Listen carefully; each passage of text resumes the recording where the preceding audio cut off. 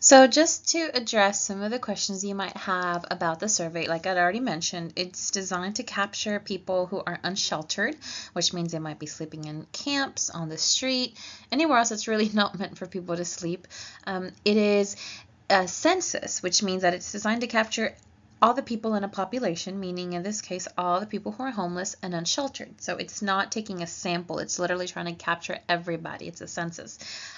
It's usually done with staff or volunteers that go out at the same time of night, and it's called a point-in-time survey because the homeless population can change from one day to the next, and so it's designed to capture people at just that given point in time.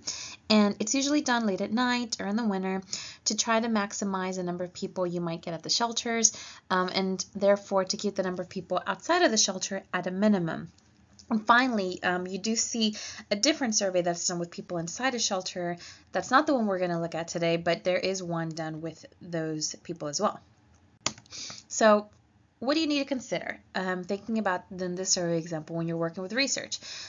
Survey research has to do with sampling, with measurement, with the respondents. So you want to ask yourself, how do you find those people? How do you ask those questions? What's the best way to approach somebody?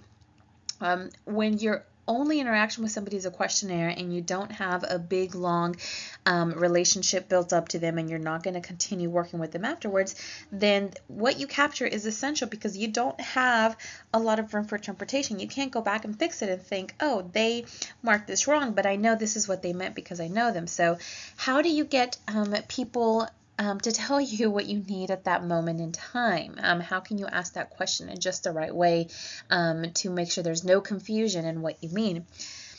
And then, of course, it really comes down to who you survey and whether they respond. So think about it. Can you really do a sample? Is there to get a sample, you have to think of the population, and is there really any type of way to actually measure who the population of homeless are and how often it changes?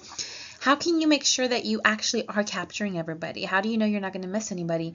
And how can you actually make sure they respond? So what if you approach somebody late at night that's sleeping on the street? That's their home. So how do you try to get a response from people when you're stepping into their home in the middle of the night, basically?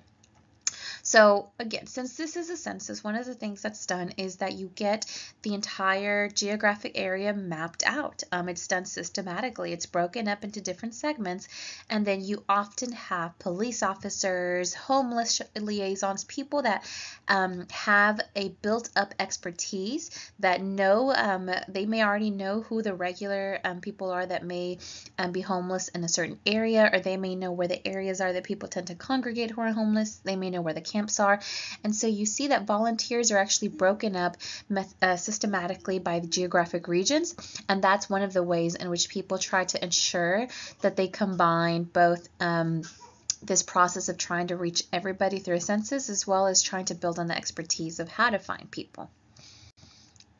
So what type of errors can be caused? There's a ton of them. So for example, sampling, you could, if you have a list of the homeless that only includes people who are in a shelter, you could leave out everybody that isn't in a shelter, and that's a pretty big proportion of people.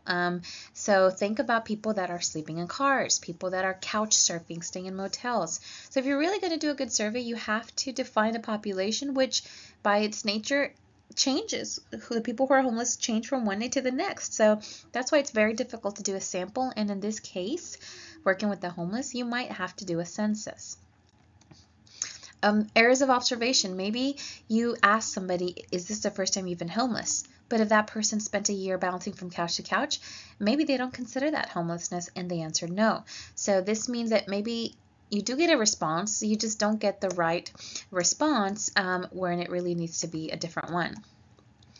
Or of course, you've got areas of non-observation. So maybe there are people that you don't capture. How do you fail to capture? So one of the things to keep in mind is that, again, when you're going and doing surveys with people, you're doing surveys with people in their own home. So maybe you're not capturing people because they just don't want to be interviewed. Maybe they just refuse to be interviewed based on where you are and how you approach them. Think about the survey itself. If you're coming at them with this incredibly thick booklet, even if they're not filling it out themselves, even if you're the one that's asking the questions, just the appearance of the booklet can be intimidating if it seems too big, if it seems like it's a government survey, or if it looks like you might be law enforcement.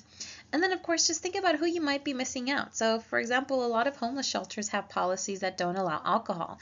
So, a lot of the people who are unsheltered are people who choose to have alcohol and who realize that they wouldn't be able to go into the shelter. So if you only relied on sheltered samples, then you might come up with a survey that says that there's a really low rate of alcoholism among people who are homeless, when that in fact might not be the case, because you just left out a huge proportion of the population.